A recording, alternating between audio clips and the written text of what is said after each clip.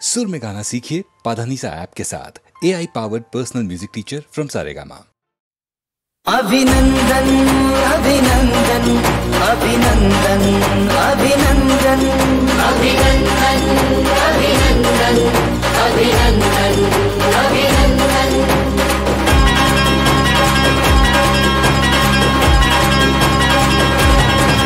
रिद्धि सिद्धि के स्वामी श्री गजानंद महाराज का, रिद्धि सिद्धि के स्वामी श्री गजानंद महाराज का हम करते हैं अभिनंदन शिव शक्ति के लाल का। हम करते हैं अभिनंदन शिव शक्ति के लाल का।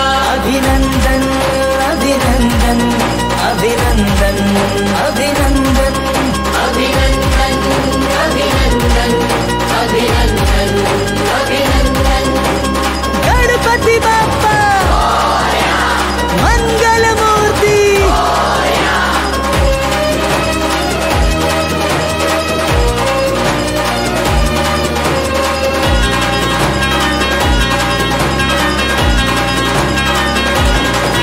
जो माँ गौरी के पुत्र लाडले महादेव के प्यारे हैं, महादेव के प्यारे हैं।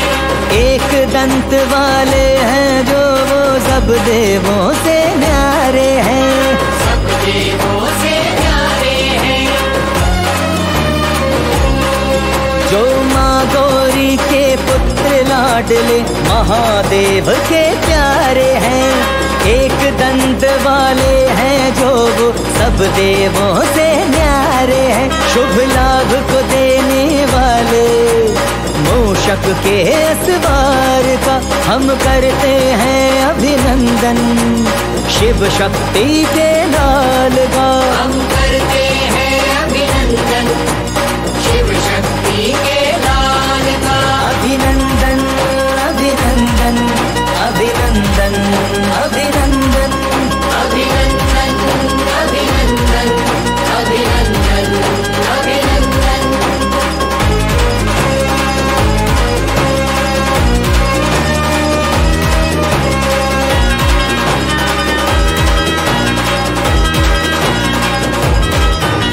शेष मुकुट कानों में कुंडल शोभा अपरंपार है, शोभा परंपार है।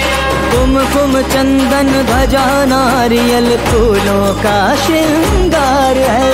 फूलों का श्रृंगार है। हो शीश मुकुट कानों में कुंडल शोभा अपरंपार है। कुमकुम चंदन ध्वजा नारियल फूलों का श्रृंगार है। हो मंगल मूर्ति आए हैं मंगल करने संसार का हम करते हैं अभिनंदन शिव शक्ति के लाल का। हम करते हैं अभिनंदन शिव शक्ति के लाल का। अभिनंदन अभिनंदन अभिनंदन अभिनंदन अभिनंदन अभिनंदन अभिनंदन अभिनंदन।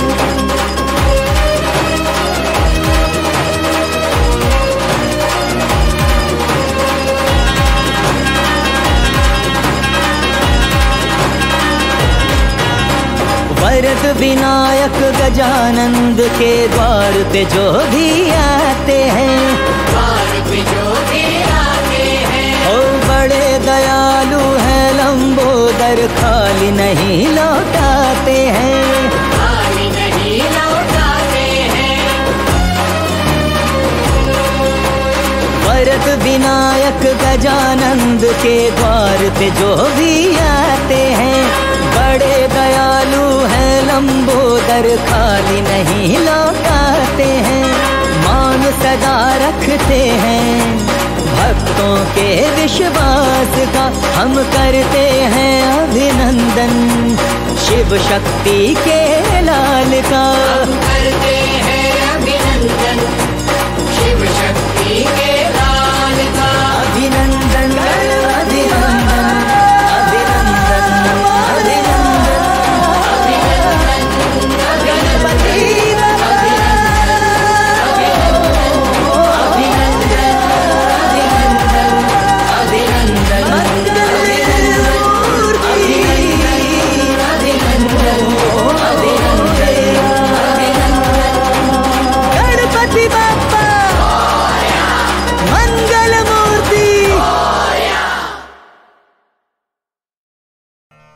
योत्स्यमानानवेक्षेऽहं य एतेऽत्र समागताः धार्तराष्ट्रस्य दुर्बुद्ध्यैर्युद्धे प्रियचिकीर्षवः।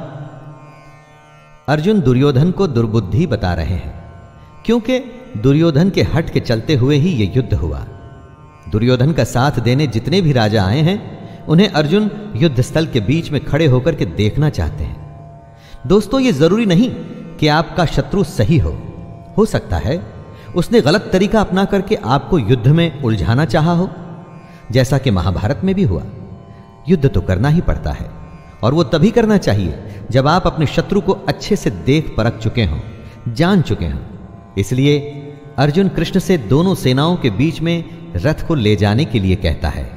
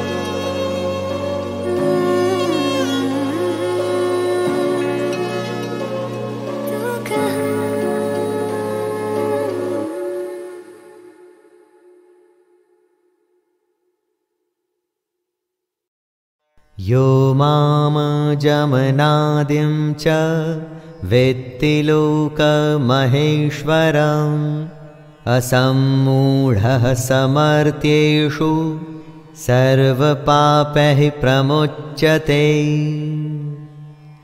कृष्ण अजन्मा है, यानी कि जन्म से रहित, अनादि है। अनादि उसको कहते हैं जो आदि रहित हो एवं सबका कारण हो, और जो ये बात जानता है कि कृष्ण ही लोकों का महान ईश्वर तत्व है, वह मनुष्य संपूर्ण पापों से मुक्त हो जाता है और पुनर्जन्म को प्राप्त नहीं होता। कृष्ण यहां पर कुछ अपनी ही बताई बातों को दोहरा रहे हैं, दोबारा बता रहे हैं ताकि समझने में कोई चूक ना हो। वो चाहते हैं कि हर कोई उनके ईश्वर तत्व को समझे, ये जाने कि आखिर कैसे पूरे संसार में जीव और निर्जीव में श्री कृष्ण की ही छवि है।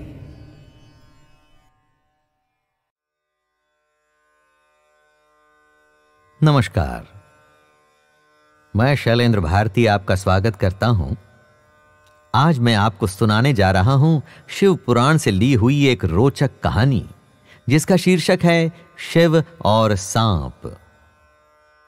दोस्तों, शिव जी का विराट जटाधारी मस्त मौला रूप तो आप सबने असंख्य बार देखा ही होगा। उनके गले और पूरे शरीर पर लिपटे हुए सांप भी देखे होंगे। भगवान शिव के इस विराट स्वरूप की महिमा को समझने के लिए आपको यह जानना होगा कि शिव पंचाक्षरी स्तोत्र के आरंभ में शिव को नागेंद्र हाराय कहकर स्तुति की गई है, जिसका सीधा सीधा अर्थ है कि ऐसे देवता जिनके गले में सर्पों का हार है। क्यों देवों के देव महादेव एक विषैले प्राणी को अपने गले में एक आभूषण के जैसे यानी कि ऑर्नामेंट के रूप में बांधे रखते हैं? क्या आपने कभी सोचा है? और इस बात का हमारे लिए क्या रिलेवेंस है? आज हम आपको शिव पुराण की उस कहानी के बारे में बताएंगे जो शिव और उनके गले में लिपटे सांपों के बारे में बताएगी, और साथ में उन्होंने ऐसा क्यों किया यह भी बताएंगे कि एक पॉइजनस बीइंग को उन्होंने अपने गले में क्यों लिपटाया, जिससे आपकी जान तक जा सकती है। यह भी बताऊंगा कि क्या सीख दे रहे हैं शिव जी। तो आइए दोस्तों, जरा समझने की कोशिश करते हैं। समुद्र मंथन, द चर्निंग ऑफ ओशन के बारे में तो आप सब जानते ही होंगे। इस महान कथा का वर्णन भागवत पुराण, विष्णु पुराण और महाभारत में भी मिलता है। ऋषि दुर्वासा के श्राप से देवताओं की शक्ति क्षीण होने लगी थी। तब उन्हें लगा कि असुरों पर विजय प्राप्त करने के लिए उन्हें कुछ करना होगा, और उसका बस एक ही उपाय था, अमृत, यानी कि वो पेय जो आपको अमर यानी इमॉर्टल कर दे।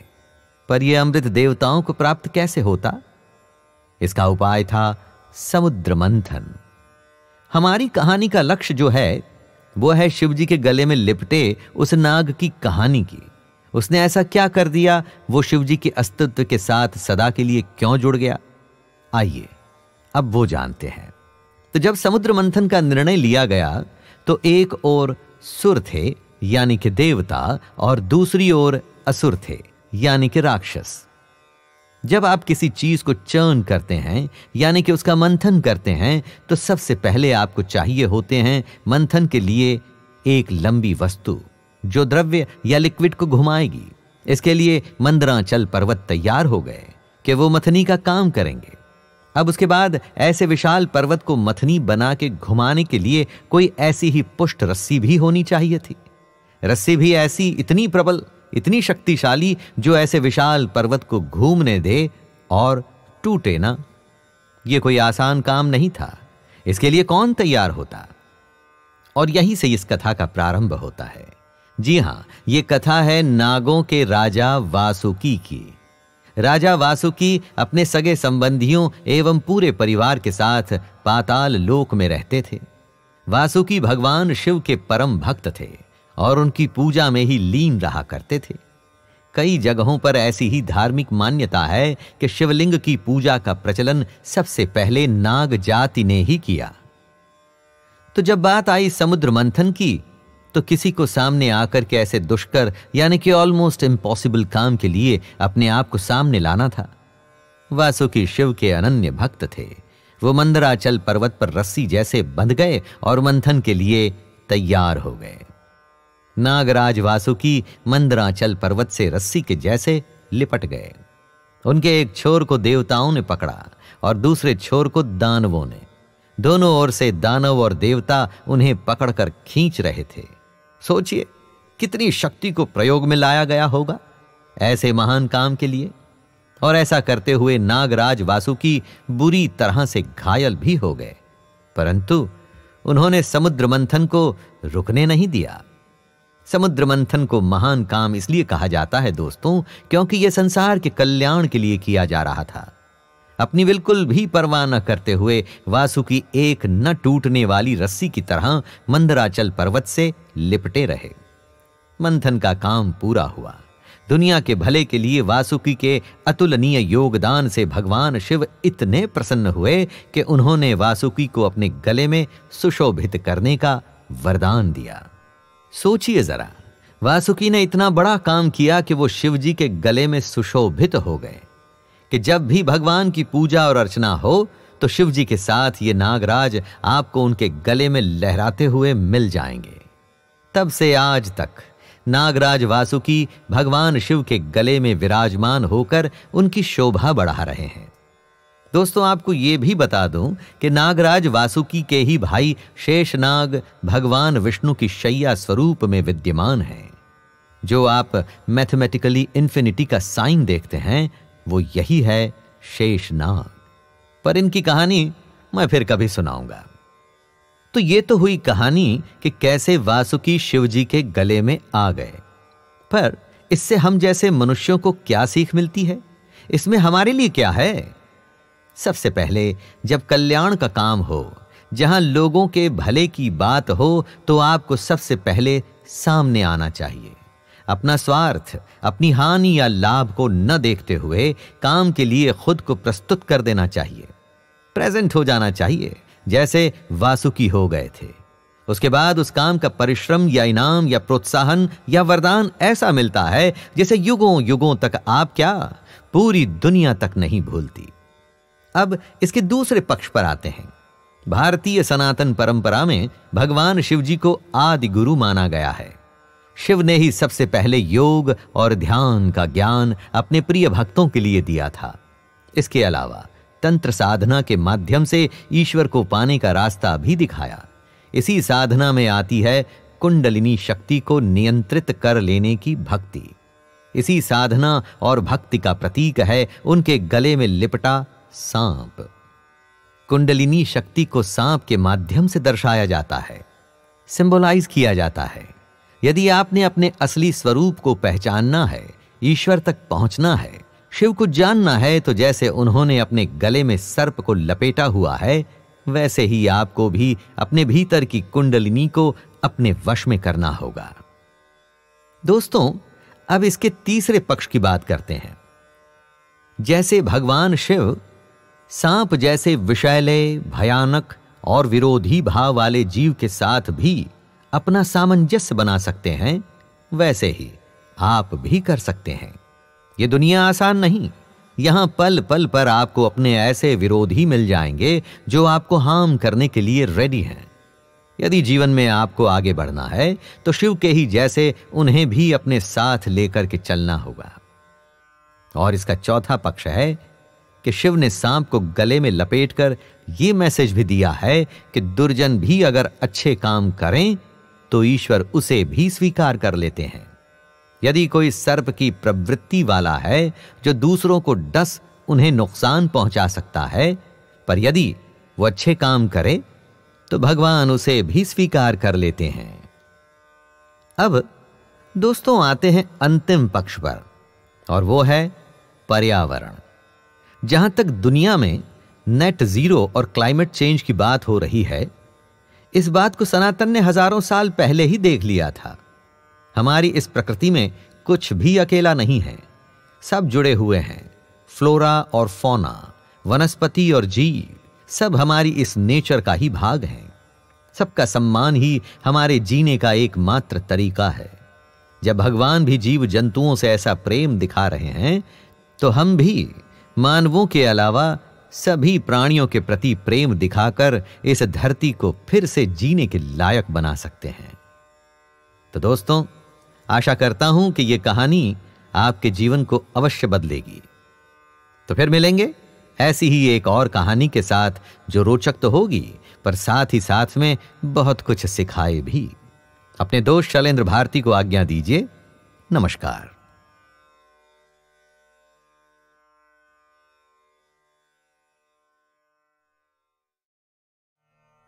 सक्तः कर्मण्य विद्वांसो यथा कुर्वन्ति भारत, कुर्याद्विद्वांस तथा सक्तः चिकीर्षुर्लोक संग्रहम्।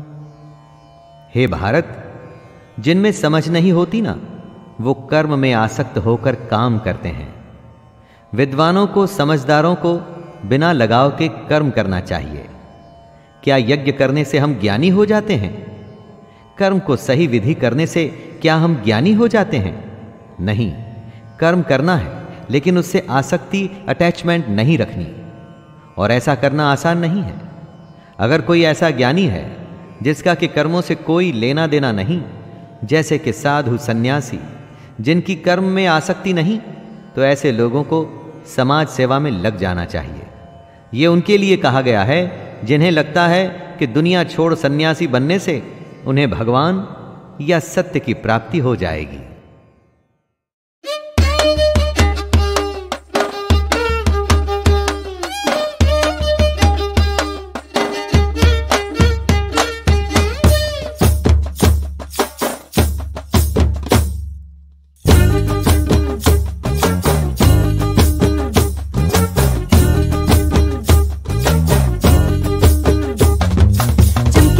शर्ट में रे भाभी आता है बंठन के, रे भाभी गोगल लगा के कड़क, रे भाभी देखो पटाया मुझे। संडे के दिन भी मुआ रे भाभी बैठा है बनियान में, रे भाभी सपने दिखा के चटक, रे भाभी देखो फंसाया मुझे। शुरू शुरू में सेंट लगा के, हे पीछे पीछे तेरा पल्लू पकड़ के, जल्दी आता था, गजरा लाता था, मीठा मीठा सा चुम्मा देता था। रंग तूने बदला, तेवर भी बदले, बोतल में गिर गया मैं। पी करके दंगा करे रे भाभी, बेबात पंगा करे रे भाभी, बत्ती बुझा के खुद ही रे भाभी देता है गाली मुझे। चमकीली बुशर्ट में हाय आता है बंठन के,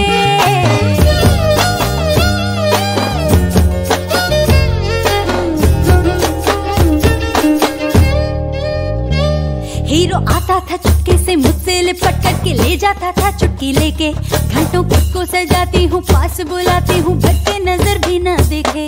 और एक एक आंसू तेरा मोतियों की माला जैसे रखता था दिल से लगा के। तू घर की तू बात लेके बैठी है बजरिया में, शिकवों की टोकरी सजा के। क्या जादू चल गया, क्या भूत चढ़ गया, मैं बदल गई या अब पलट गया तू, खुद ही चिढ़ जाए मुझ पे चिल्लाए बदनाम करना रे। चमकीली बुशर्ट में रे भाभी आता है बंठन के, रे भाभी गोगल लगा के कड़क, रे भाभी देखो पटाया मुझे। उंगली बताती नहीं रे साले, मेरी भी सुनती नहीं रे साले, जाके पड़ोसियों से रे साले मेरी बुराई करे, दिन रात ड्रामे करे रे साले, बस मुझको गुस्सा करे।